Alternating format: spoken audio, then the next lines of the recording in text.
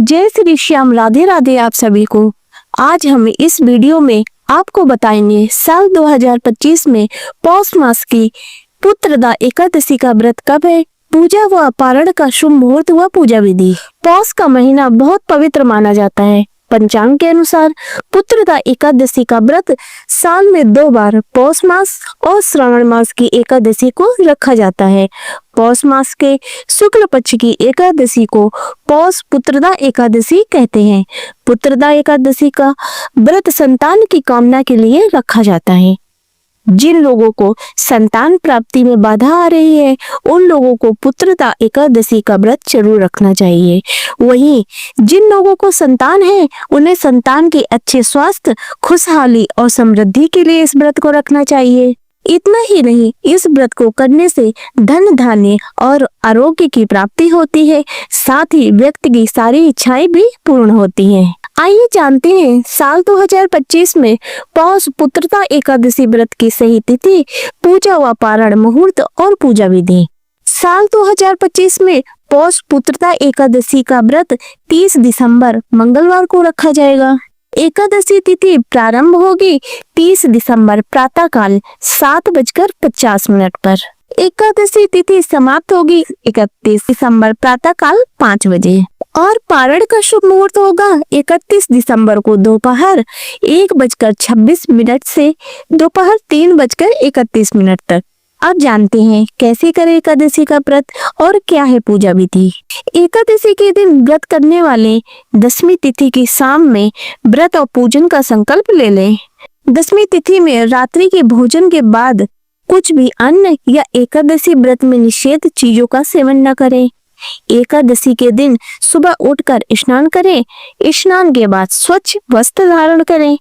आप भगवान सूर्य नारायण को अर्घ दें और नमस्कार करते हुए अपने व्रत और पूजा को सफल बनाने की प्रार्थना करें।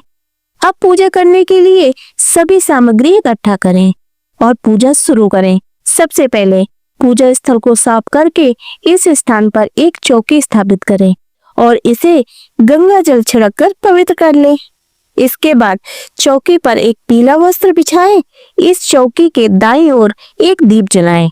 अब चौकी पर अक्षत के कुछ दाने आसन के रूप में डालें और इस पर गणेश जी को विराजित करें। इसके बाद चौकी पर भगवान विष्णु जी की प्रतिमा या तस्वीर को स्थापित करें। अब स्नान के रूप में एक जल पात्र में पुष्प की सहायता से जल लेकर भगवान गणेश और विष्णु जी पर छिड़के। भगवान गणेश जी को तिलक करें। इसके बाद वस्त्र के रूप में उन्हें जनेऊ अर्पित करें। इसके बाद पुष्प अर्पित करें और गणपति जी को नमस्कार करें। भगवान विष्णु जी को रोली चंदन का तिलक करें। अब ओम नमो भगवते वासुदेवाय नमः मंत्र का जाप करते हुए श्री हरि को पुष्प, जनेऊ और माला अर्पित करें। भगवान विष्णु को पंचामृत में तुलसी दल डालकर अर्पित करें। क्योंकि भगवान विष्णु को तुलसी अति प्रिय है, इसीलिए भगवान के भोग में तुलसी को अवश्य शामिल करें। पर ध्यान दें, गणेश जी को तुलसी अर्पित न करें। इसके बाद भोग में मिठाई और फल अर्पित करें। इसके बाद एकादशी व्रत की कथा पढ़ें या फिर सुने। अंत में भगवान विष्णु जी की आरती करें और पूरे दिन एकादशी व्रत करें। रात्रि में भजन कीर्तन करते हुए जागरण करें। द्वादशी के दिन ब्राह्मणों को भोजन कराएं व क्षमता अनुसार दान दक्षिणा दें।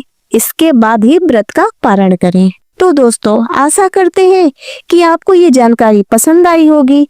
इसी तरह की पूजा पाठ संबंधित व्रत कथाएं और कहानियों को सुनते रहने के लिए हमारे चैनल को सब्सक्राइब कर लें। हमारी आज की वीडियो देखने के लिए आपका धन्यवाद।